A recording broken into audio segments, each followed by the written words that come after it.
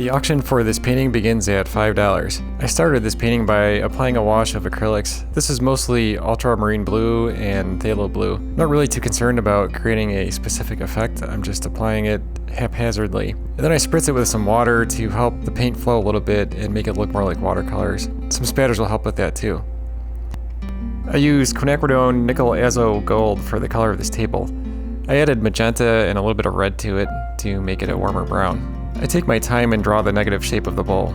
I'll come back later and add the wood grain for the table, but for right now I'm just concerned about the basic shape. For the strawberries I'm using pyrrole red and quinacridone magenta. I'm just painting in the basic shapes of the strawberries. I don't really get into the details until later. The bowl is a muted yellow-orange color and I block it in real quick.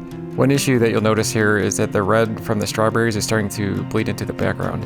It doesn't matter so much if the red bleeds into the color of the bowl because I could work that into that section, but the red is pretty jarring against that blue background color.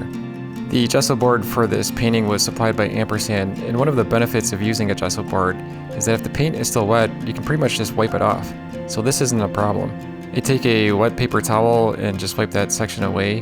Then all I have to do is apply another wash of the ultramarine and phthalo blue. One way to prevent that from happening is to wait for that area to dry, or you can use the hairdryer to force it to dry. I also thought maybe some of the red bleeding into the background might look interesting, but it started to get carried away and I thought it'd be better to wipe it away and just make that background all blue. I switched over to golden open acrylics for the next part of this painting, and they stay wet longer than regular acrylics. I started putting in the shadow shapes of the strawberries to give them more dimension. It takes some time to blend the edge of this strawberry so that it creates a more three-dimensional form. Then I start working into the color of the bowl.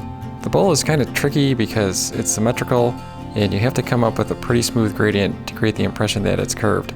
I want to establish the value of the color of the wood table before I get too much further into the painting. So I put in some of the basic colors. The wood grain was actually kind of tricky to do. You would think it would be easy, but it's kind of difficult to create the impression of wood grain without going into too much detail.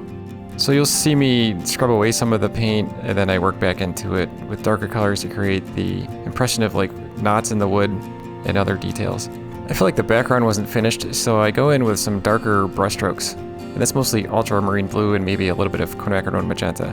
The effect that I was going for is that I'd like to have the outer edges a little bit darker and then have the center lighter than the rest of it. I'm trying to preserve these washy effects that you see at the center of the blue area that I created at the beginning of the painting. Those random effects are hard to create by hand. You just have to let the paint do its thing and it happens naturally, if you're lucky. I put a little more detail into the wood and then I start working on the bowl again. I put in the white highlight, which makes it look a little bit more shiny. Using a small brush, I put in the white highlights on the strawberries, which make them look a little bit more glossy.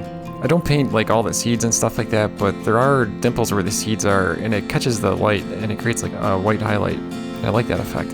If you watched any of my other painting videos, you'll know that I like to turn the painting sideways or upside down, just so I can get to the more difficult angles. I find that it's easier to paint the rim of the bowl having it sideways. And I also paint the fine shadow underneath the bottom of the bowl. So now I'm just trying to pull everything together. I feel like the background needs a little bit of work.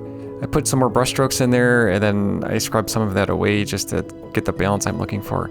The bowl gave me some trouble, but I was able to fix it with some subtle blending. This is where the open acrylics help out because they stay wet longer and I can go back in and blend sections together. Once the painting was dry, I gave it a coat of gloss varnish to bring out the colors and to create a unified surface sheen. Here's what it looks like when the varnish dries. It has a nice glossy finish and it shows off the subtle textures of the paint.